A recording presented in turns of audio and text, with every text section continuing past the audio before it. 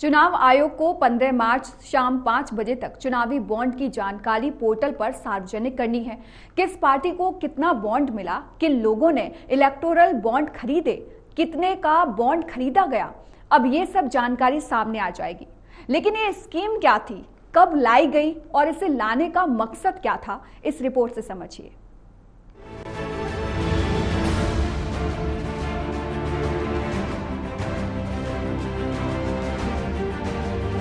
Supreme court ने चुनावी bond scheme को असंवैधानिक करार देकर रोक लगा दी और 6 मार्च तक चुनावी बॉन्ड की जानकारी मुहैया कराने को कहा।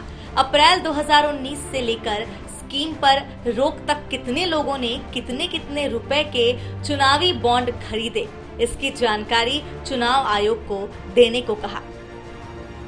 तो इसका इलेक्शन से क्यों लेना देना नहीं है? क्यों नहीं लेना देना? क्योंकि इलेक्शन में तो हर कैंडिडेट को 95 लाख से ज्यादा तो खर्च कर नहीं सकता, ठीक है ना। और जो एमएलए है वो 45 लाख से ज्यादा नहीं कर सकता, वो भी वाइट में खर्च करेगा। तो ये तो सारा वाइट का पैसा था, तो ये तो वहां जा ही नहीं सकता। तो ये तो इलेक्शन से कुछ ताल्लुक ही नहीं है इसका। इट्स अ बॉन्डिंग है, तो बॉन्ड करना था अपने आप को नजदीकी, क्योंकि जो भी पैसा देगा वो टेलीफोन करके बात भी कर सकता है, राइट। उसकी बात भी सुनी जाएगी, उसके काम भी होंगे। दरअसल चुनावी बॉन्ड की वैधता पर सवाल उठा रहे कई याचिकाएं सुप्रीम कोर्ट में थी, जिस पर सुप्रीम कोर्ट ने अमल किया और सरकार की दलीलों को नकार एसबीआई से डेटा मांग लिया।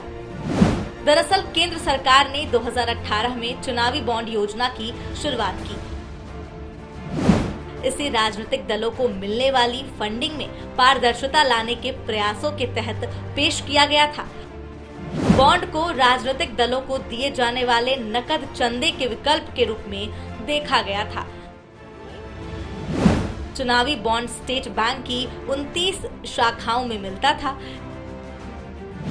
इसके जरिए कोई भी नागरिक, कंपनी या संस्था किसी पार्टी को चंदा दे सकती थी। ये बॉन्ड 1000, 10,000, 1 लाख और 1 करोड़ रुपए तक के हो सकते थे। खास बात यह है कि बॉन्ड में चंदा देने वाले को अपना नाम नहीं लिखना पड़ता था। दरअसल चुनावी बॉन्ड को सरकार ने आरटीआई के दायरे से बाहर रखा था, यानी आम जनता आरटीआई के तहत चुनावी बॉन्ड से संबंधित जानकारी नहीं मांग सकती। हालांकि इन बॉन्ड को सिर्फ वो ही राजनीतिक दल प्राप्त कर सकते थे जो लोक प्रतिनिधित्व अधिनियम के तहत रजिस्टर्ड हैं और जिन्हें पिछले लोकसभा या विधानसभा चुनाव में 1% से ज्यादा वोट मिले हों। चुनावी बॉन्ड लाने के पीछे सरकार की दलील थी कि पॉलिटिकल फंडिंग में ब्लैक मनी पर रोक लगेगी। इस स्कीम के लिए केंद्र ने लोक प्रतिनिधित्व अधिनियम 1991, कंपनी अधिनियम 2013, आयकर अधिनियम 1961 और विदेशी योगदान विनियमन अधिनियम 2010 में भी संशोधन किए थे। फाइनेंस एक्ट 2017 के तहत लाई गई इस स्कीम को संसद से पास होने के बाद 29 जनवरी 2018 को चुनावी बॉन्ड योजना को अधिसूचित किया गया। यह बॉन्ड साल में 4 बार जारी किए जाते थे। एसबीआई ने हाल ही में 2 जनवरी से 11 जनवरी तक चुनावी बॉन्ड के लिए विंडो खोली, क्योंकि आम चुनाव होने हैं। ऐसे में चुनावी बॉन्ड के लिए एक बार फिर विंडो खोली जानी थी, लेकिन कोर्ट के फैसले के चलते इसे टाल दिया था। अपने फैसले में सुप्रीम कोर्ट ने कहा था, अभी किस पार्टी को कितना चंदा मिल रहा है, वो कौन लोग हैं जो पार्टियों को इलेक्टोरल बॉन्ड के जरिए चंदा दे रहे हैं और बदले में अपना काम करवा रहे हैं, यह पारदर्शी नहीं है। यह स्कीम आपत्तिजनक है। योजना साफ और स्पष्ट होनी चाहिए। नागरिकों का यह जानने का अधिकार है कि सरकार का पैसा कहां से आता है और कहां जाता है।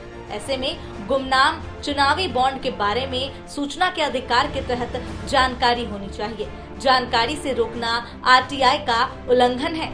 आंकड़े बताते हैं कि जो दल भी सत्ता पक्ष में रहा है उसे सबसे ज्यादा चुनावी फंड मिला है। जब इलेक्टोरल बॉन्ड नहीं थे तब भी सत्ता पक्ष ही चंदे पाने के मामले में सबसे आगे रहता था, या फिर जिस दल की सत्ता में आने की संभावना सबसे ज्यादा है। चुनावी बॉन्ड को लेकर याचिकाओं में सबसे मजबूत तर्क ये था कि इससे लोकतंत्र को बड़ा खतरा है। ऐसे में इस पर रोक कई पार्टियों के लिए मुसीबत लेकर आया, क्योंकि सुप्रीम कोर्ट के आदेश के मुताबिक चंदा कहां से आया, किसने दिया, ये सार्वजनिक करना जरूरी है। ये चुनाव आयोग तभी कर सकता था जब SBI चुनाव आयोग को डेटा मुहैया कराए।